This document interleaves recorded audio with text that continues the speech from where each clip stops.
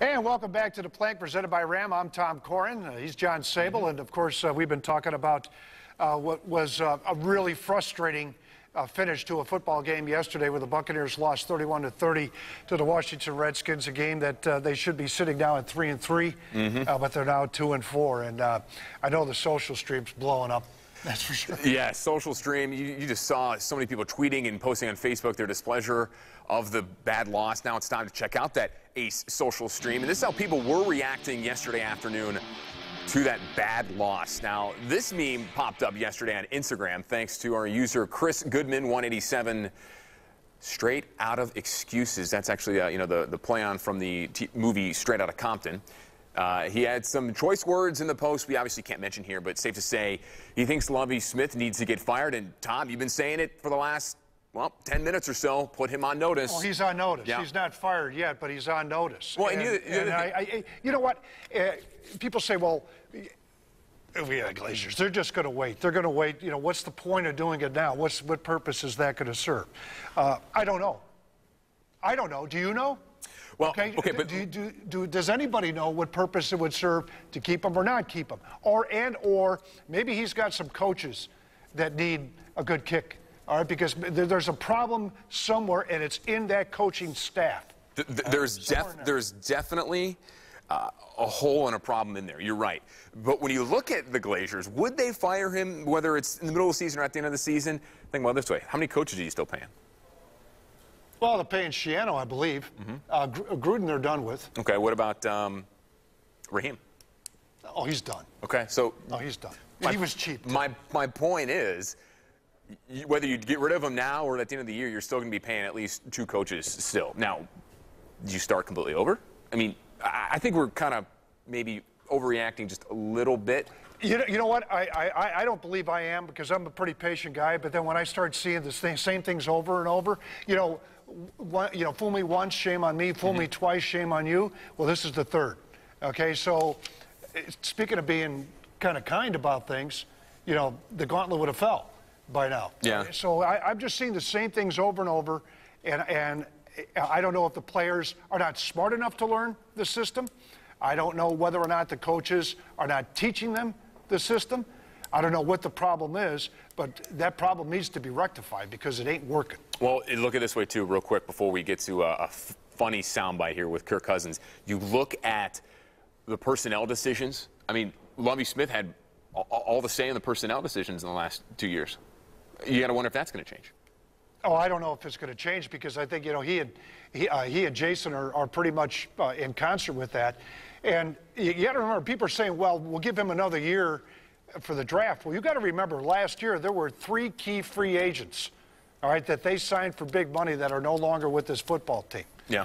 And that in itself set them back. But that's not a pass. Okay, that's not a pass. That's a mistake. Yeah, there's still points in the wrong direction. That's a trifecta. That's a triple dipper.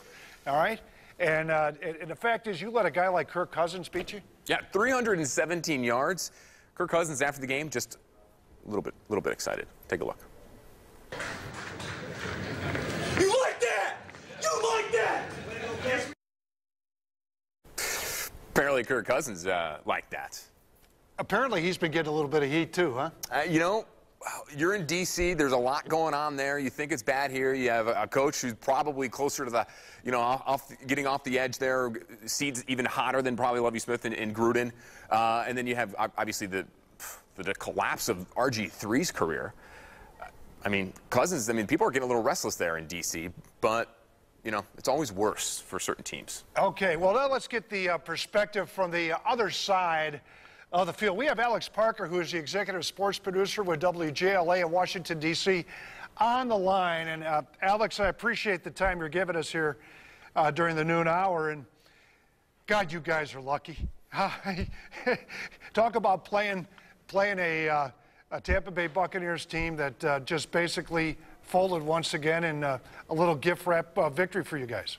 Hey, guys. Thanks for having me. Yeah, the Redskins were lucky. The fan base here is not seeing it that way, I don't think.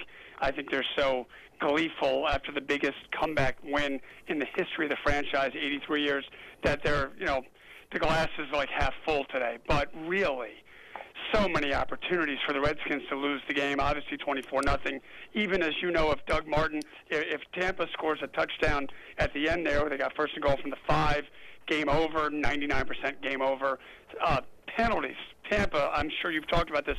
I've never heard of 16 penalties in one football game for 142, and so many of them were 15-yard personal fouls. You know, when it's 24-0, 24-7, oh, big deal, 15-yard penalty, not, you know, whatever. Well, it was a big deal. It was a big deal. So yeah, the Redskins, they're lucky. They're lucky. They've lost a couple that folks thought they should have won.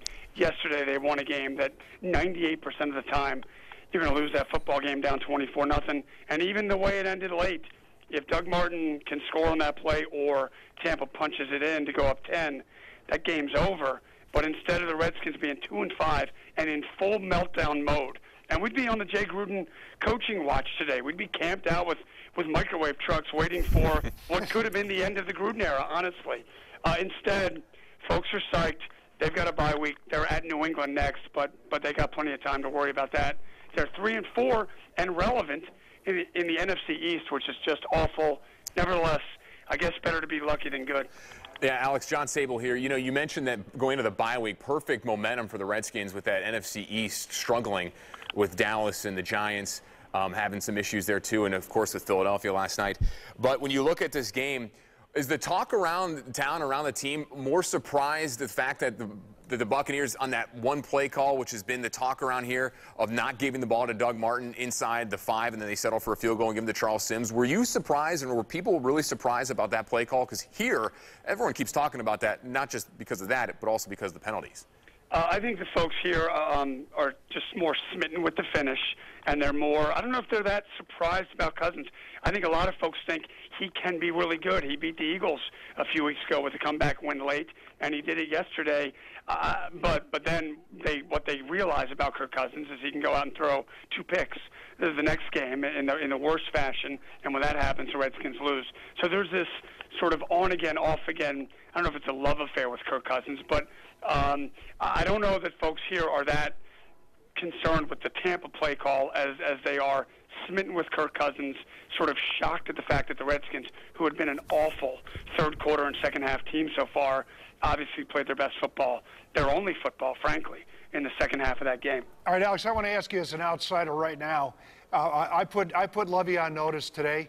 He's not fired, but I look at it as a perspective of an owner, and I got his 1 foot kick in the door and the other one about ready to follow. This guy's the guy that calls the defensive calls now. Frazier does not. That defense just absolutely folded at the end, and they folded one other time during the course of this season. They're 0 for 2.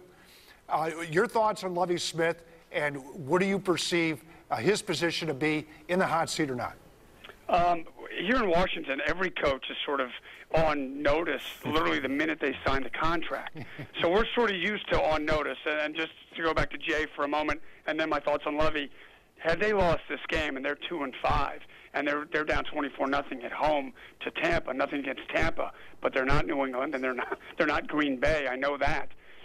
Then Jay Gruden, I think, would have absolutely been on notice if he wasn't already. Right now, it doesn't feel like he is this moment. Back to Lovie. Obviously, you guys know it so much better than I do. I don't know. Am I nuts to think from afar that Lovie is sort of this likable guy, and it's tough to kind of rail on him? I don't know why that is. His demeanor, maybe this is way too outside Tampa area code, but it seems to me he would be a tough guy. He's not the type of guy that the first chance you get to fire him, you take it. Am I wrong on that? He seems like the type of fellow you would want to run your football operation, albeit he's not perfect, obviously, and he's been fired before. Is it going to be that easy for them to pull the trigger on firing Lovie? It wouldn't seem that way to me, but I'm way up here in D.C. where it's like 45 degrees and you guys are in hot, sunny Tampa.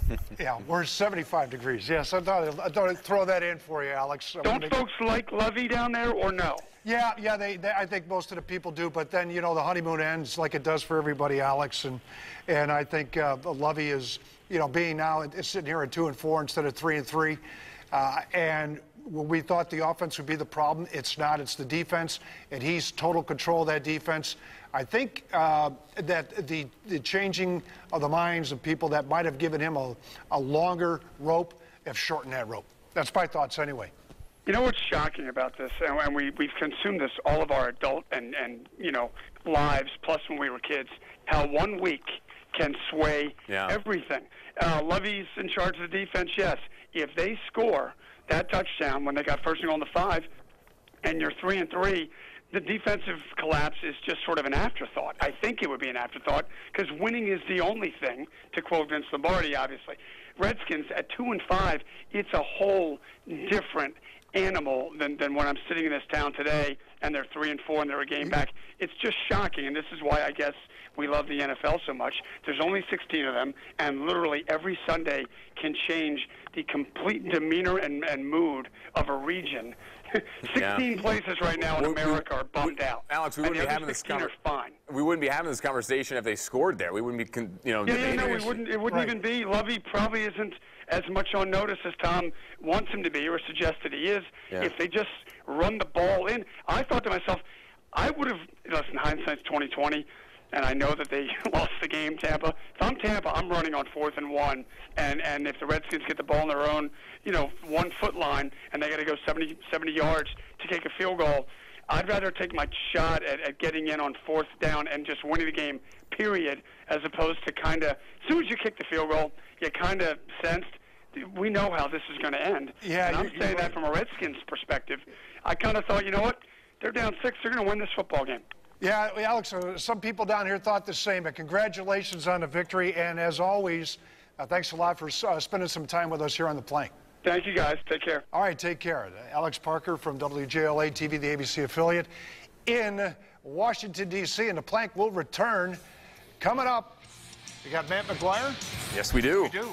About our fantasy and also who's walking the plank. I wonder.